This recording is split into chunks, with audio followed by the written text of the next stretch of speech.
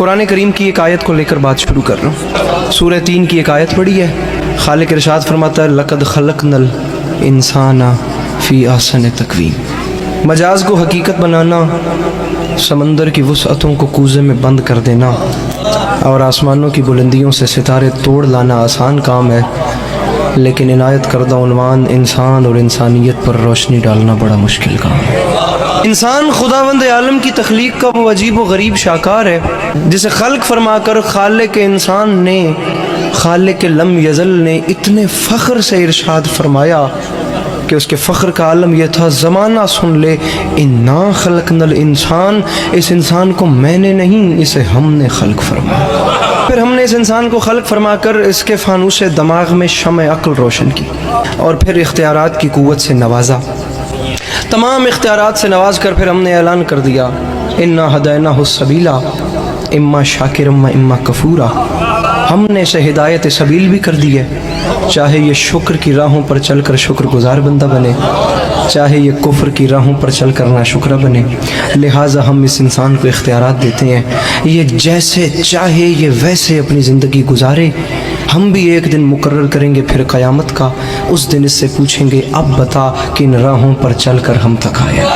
یہ حضرت انسان، یہ ماؤ تین کا مجموعہ، یہ آب و گل کا سنگم، یہ کچھ پانی اور کچھ مٹی کا پتلا، یہ زمین پہ جال بن کے بچھ گیا، یہ آسمانوں پہ کمندے ڈالنے لگا، زمین اس سے نہ بچی، پہاڑ اس سے نہ بچے، ہوا اس سے نہ بچی، فضا اس سے نہ بچی، سمندر کی ہیبت ناکی کو چیلنج کر کے اس نے اس کی موج سے موج ٹکرا دی، اس نے جو فلک پر اڑتے ہوئے طائروں کو زمین پہ بسمل کر کے پھینک دیا، اس نے حباب کے دل توڑ دیے، اس نے آب رواں کی چادر تباہ کر دی، اس نے کارے دریا میں چھپے ہوئے صدف کو لا کر سطح آب پہ بے آبرو کر دیا، یہ لوہے کو آکاش پہ اڑا رہا ہے، یہ موتی کی آبرو کو بچا رہا ہے، یہ دانے کو دھرتی سے اٹھا رہا ہے، یہ ذرے کا جگر چیر کے اس میں سے ایٹم نکال رہا ہے، یہ زمین کو ناقابل رہائش سمجھ کر چاند ستاروں پہ ڈیرے ڈالنے جا رہا ہے۔ فرشتوں میں ایک ہلچل سی مچ گئی ہے جس میں جبرائیل ارشاد فرما رہا ہے فرشتوں ہوشیار، یہ جنت سے نکالا ہوا پھر واپس آ رہا ہے۔ آپ دیکھیں کہ انسان کے پاس کس چیز کی کمی ہے۔ اس کے پاس کھانے کے لیے بے مثال خوراکیں ہیں، پہننے کے لیے نو بنو پوشاکیں ہیں، اس کے پاس بادہ گلفام بھی ہے اور جادہ آرام بھی، تمام تر چیزیں اس ترقی یافتہ انسان کے پاس ہیں، بس سچی خوشی اس کے پاس نہیں ہے۔ ہر چیز اس کے پاس ہے، لیکن آج کا ترقی یافتہ انسان چیخ اٹھتا ہے کہ بالآخر مجھے چین کیوں نہیں ملتا، مجھے سکون کیوں نہیں ملتا۔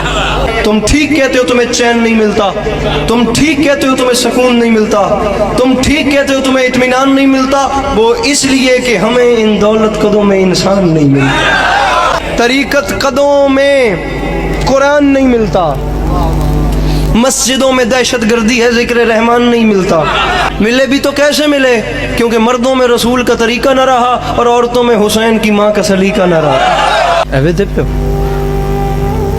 لیکن آج جدھر نظر اٹھتی ہے نا انسان کی بستیوں میں، بے چینی، بے سکونی، بے اطمینانی، ہر آنکھ اشک بار، ہر دل بے قرار، ہر دماغ بد حواس، ہر روح سوگوار، حیات اور اس کی برنائیاں، جوانی اور اس کی انگڑائیاں، حسن اور اس کی حشر زائیاں، تمام زندگی ایک عمر رفتہ ساز شکستہ، انسان کی زندگی ایک بھٹکا ہوا قدم بن گئی۔ اسے پتہ ہی نہیں ہے میں کہاں سے آیا تھا، میں کہاں کو جا رہا ہوں، میں کیا کرنے آیا تھا، میرے ساتھ کیا ہو رہا ہے۔ وہ کہتا ہے میں نے احسن بنایا، ایتھے گل ہی کوئی نہیں۔ مسئلہ یہ ہے کہ وہ کون ہیں جسے اس نے احسن بنایا؟ جسے وہ احسن بنائے وہ ایسا نہیں ہوتا، اور جو یہ ہے یہ وہ نہیں جسے اس نے احسن بنایا۔ بات کہاں گم ہو گئی؟ اگر ہم قرآن کریم کی اگلی آیت تلاوت کرتے تو یہ مسئلہ بھی ختم ہو جاتا۔ وہ خالق فرماتا ہے لقد خلقنا الانسان فی احسن تقویم، پھر فرماتا ہے ثم رددناہ اسفل سافلین، پہلے ہم نے آسن بنایا، پھر ثم رددناہ، پھر پلٹا کر اسفل سافلین، بدترین شکل میں پیش کیا۔ نہ اس کے اچھے ہونے کی کوئی حد ہے، نہ اس کے برے ہونے کی کوئی حد ہے۔ ہم تمہیں دنیا والوں دونوں صورتیں دکھاتے ہیں، یہ اچھا بھی بہت اچھا ہے، یہ برا بھی بہت برا ہے۔ خدا کی قسم جب یہ برا ہوتا ہے نا، جب یہ برا ہو جائے تو حیوان اس سے شرمانے لگتے ہیں، پرندے اس سے گھبرانے لگتے ہیں، جانور کو اس سے خوف آنے لگتا ہے۔ کھڑے ہو کے بندہ سوال کرے علی عباس عسکری انسان سے حیوان کیوں شرماتے ہیں؟ میں تجھے بتاؤں، انسان سے حیوان اس لیے شرماتے ہیں، شیر درندہ ہے لیکن شیروں کے لیے نہیں، چیتا صفاق ہے لیکن چیتوں کے لیے نہیں، بھیڑیا خون آشام ہے لیکن بھیڑیوں کے لیے نہیں، سانپ زہریلا ہے لیکن سانپوں کے لیے نہیں زہریلا۔ تو نے آج تک نہیں سنا ہوگا کہ سانپ نے سانپ کو ڈسا اور سانپ کے ڈسنے سے سانپ مر گیا۔